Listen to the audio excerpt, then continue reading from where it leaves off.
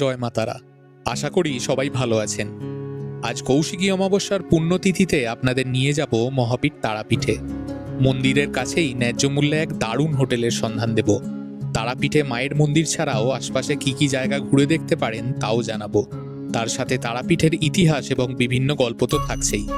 আমার চ্যানেলে প্রথমবার এসে থাকলে অবশ্যই সাবস্ক্রাইব করে নেবেন।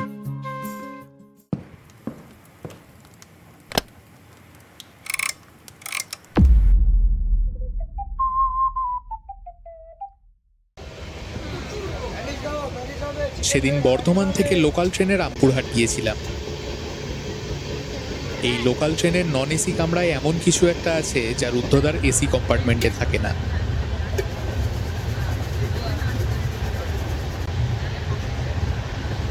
রামপুরহাট স্টেশন থেকে শেয়ার গাড়িতে তারাপীঠ যেতে হয়। ভাড়া পড়ে 50 টাকা প্রতিজন। তারাপীঠে আমরা আছি হোটেল সাথীতে। জাস্ট এখন হোটেলে এসে পৌঁছালাম। এখন সময় প্রায় 1:30। এই হচ্ছে আমাদের রুম নাম্বার 405।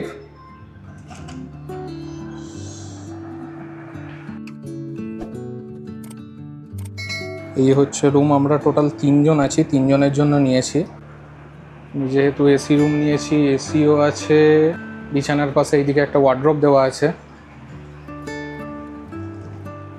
ওয়ার্ড্রপে এক্সট্রা বালিশ ব্ল্যাঙ্কেট সব দেওয়া আছে, স্পেস যথেষ্ট বেশি। আমরা এখানে লাগেজ সমস্ত কিছু রেখে দিয়েছি আমাদের। এখানে টি কফি কিট দেওয়া আছে, ফ্লাস্কও আছে। এগুলো আপনারা বললে আবার রিফিল করে দেওয়া হবে। কমপ্লিমেন্টারি জল দিয়েছে 2টো। আর রুমে ঢুকে রাইট সাইডেই হচ্ছে ওয়াশরুম। এই হচ্ছে ওয়াশরুম। এখানে ল্যাট্রিন জোন, আর এইদিকে সেপারেটেড শাওয়ার জোন করা আছে। কালে এলে কোনো অসুবিধা নেই, এখানে গিজারও দেওয়া আছে। আরও একটা সুন্দর জিনিস যেটা হচ্ছে, রুমে এই দিকে তো বেড আছেই, আর তার সাথে বেডের ঠিক অপোজিট এরিয়াটা এখানে একটা সিটিং এরিয়া করা আছে। এখানে বসে টুকটাক কাজকর্ম থাকলেও করে নিতে পারেন, আর তাছাড়া বসে আড্ডা তো দেওয়াই যাবে। আর রুমের এই সাইডে আছে ব্যালকনি। তারাপীঠ মন্দির থেকে মাত্র 10 থেকে 12 মিনিটের ওয়াকিং ডিস্টেন্সে আমাদের এই হোটেল। হোটেলে লিফটের ব্যবস্থা আছে এবং স্টাফরাও খুবই হেল্পফুল। এই রুমটার জন্য আমাদের ভাড়া পড়েছে 2500 টাকা পার নাইট। আমরা 3 জন এই একটা রুমে আছি। বেডের যা সাইজ তাতে 3 জন অ্যাডজাস্ট করতে কোনো প্রবলেম হয়নি। এছাড়াও এনাদের কাছে 4 বেডেড রুমেরও অপশান অ্যাভেলেবেল আছে, বাট সেটা গ্রাউন্ড ফ্লোরে। আমরা 3rd ফ্লোরে রুম নিয়েছি। লাঞ্চে আমাদের হোটেল থেকেই খাবার অর্ডার করে নিয়েছি। আমরা নিয়েছি ভাত, ডাল, ঝুরি আলু ভাজা, আলু পোস্ত, মাছের ঝোল এবং পাঁপড়। আপনারা এখানে এলে আলু পোস্তটা অবশ্যই ট্রাই করবেন। এখানে 3 জনের খাবারের খরচ মোটামুটি 800 থেকে 900 টাকার মধ্যে।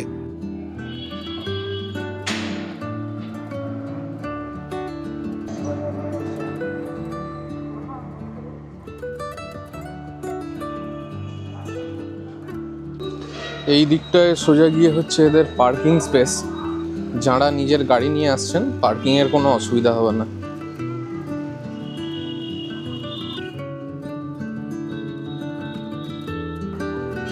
এটা হলো সেই বিখ্যাত দ্বারকা নদী। এর ওপাশ দিয়েই মন্দিরে যাওয়ার রাস্তা।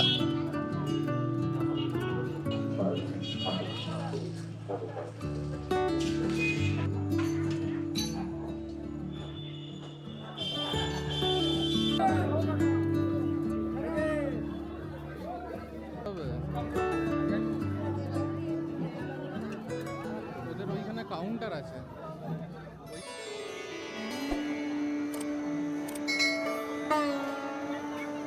কৌশিকী অমাবস্যা হল দশমহাবিদ্যার দ্বিতীয় মহাবিদ্যা মা তারার আবির্ভাব তিথি। প্রচলিত মতবাদ অনুযায়ী এখানে সতীর দেহখণ্ড অর্থাৎ তৃতীয় নয়ন পড়েছিল। তবে এই মতবাদ বিতর্কিত। বিশেষ করে তারাপীঠের পুরোহিতরা অনেকেই এই স্থানকে সতীপীঠ বলে গণ্য করেন না। আরেকটি মতবাদ অনুযায়ী বশিষ্ঠ ঋষি এই স্থানে মা তারার তপস্যা করেছিলেন, কিন্তু প্রথমবার তিনি ব্যর্থ হন। তখন তিনি তিব্বতে গিয়ে বিষ্ণুর নবম অবতার বুদ্ধের কাছ থেকে পরামর্শ পান বাম মার্গে মা তারার পুজো করার। বুদ্ধের উপদেশ মতো বশিষ্ঠ তারাপীঠে ফিরে আসেন এবং 3 লক্ষ বার মায়ের মন্ত্র জপ করেন। মা তারা তাকে দর্শন দেন। বশিষ্ঠ দেবীকে অনুরোধ করেন যে বুদ্ধ শিশু শিবকে স্তন্যপানরতা তারা দেবীকে ধ্যানে রেখেছিলেন, তিনিও যেন তাকে সেই রূপেই দর্শন দেন। তৎক্ষণাৎ দেবী তাকে সেই রূপে দর্শন দেন এবং এই রূপটি প্রস্তরীভূত হয়। সেই থেকে আজ পর্যন্ত মায়ের এই শিলামূর্তিটি পূজিত হয়ে আসছে তারাপীঠে। এই গল্প থেকেই বোঝা যায় যে দেবী উগ্রতারা এখানে স্নেহময়ী মা রূপে অবস্থান করছেন। কৌশিকী অমাবস্যার এই পুণ্যতিথিতে মা তারার দর্শনে মুছে যাক জীবনের সমস্ত কালো। জয় মা তারা।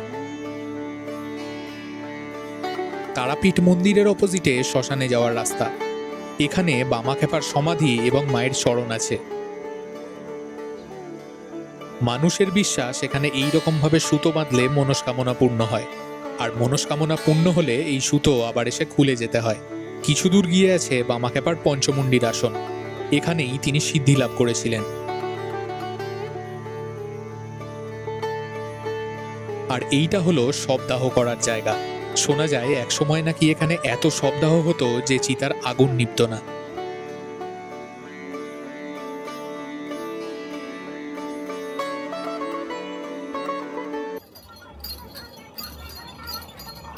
ঘোরাঘুরি করে ক্লান্ত হয়ে গেলে তারাসরণীর গলি থেকে আখের রস খেয়ে নিতে পারেন, অনেকটা এনার্জি পাবেন।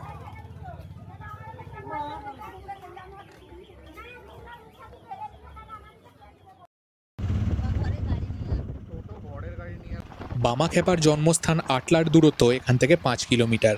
মেন রোড এবং ব্রিজের কাছ থেকে অটো পাওয়া যায়। রিজার্ভে যাওয়া আসা করতে ভাড়া পড়ে 200 টাকা। আটলায় বামাখ্যাপার জন্মস্থান। এখানে বেশ কয়েকটা ছোট ছোট মন্দির আছে। ফটোগ্রাফি অ্যালাউ ছিল না। তারাপীঠ মন্দির থেকে পায়ে হেঁটে আপনারা ভারত সেবাশ্রম সংঘের এই মন্দিরটাও ঘুরে নিতে পারেন। তারাসরণীর অপোজিটের গলি দিয়ে 5 মিনিট হেঁটে এলেই এই মন্দির।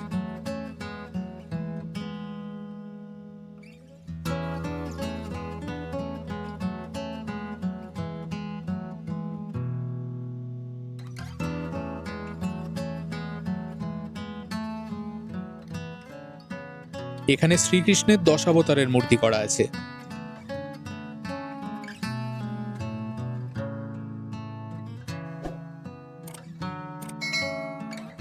রাত্রে আমাদের হোটেল থেকেই খাবার নিয়েছিলাম। আমাদের 3 জনের জন্য নিয়েছি 1 প্লেট করে mixed noodles, fried rice, chilli chicken এবং পনির বাটার মশলা।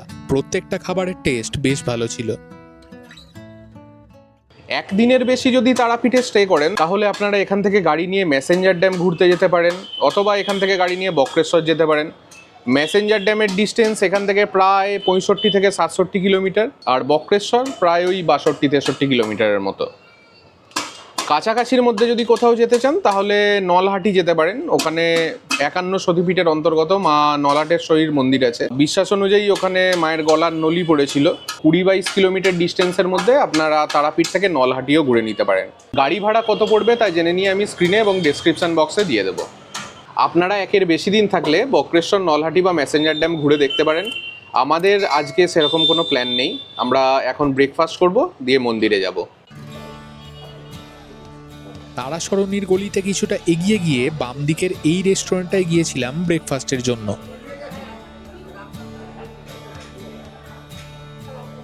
এখানে খাবার আগে পেমেন্ট করে কুপন সংগ্রহ করতে হয়। আমরা মশালা দোসা নিয়েছি, দাম 100 টাকা। টেস্ট মোটামুটি ছিল। এরপর আমরা বাড়ি ফিরে যাব। ভিডিও ভালো লেগে থাকলে অবশ্যই লাইক এবং শেয়ার করে দেবেন। যদি কোনো প্রশ্ন থাকে কমেন্টে জানাবেন। আমার চ্যানেল দ্য ফ্লপ এক্সপ্লোরারকে সাবস্ক্রাইব করে দেবেন।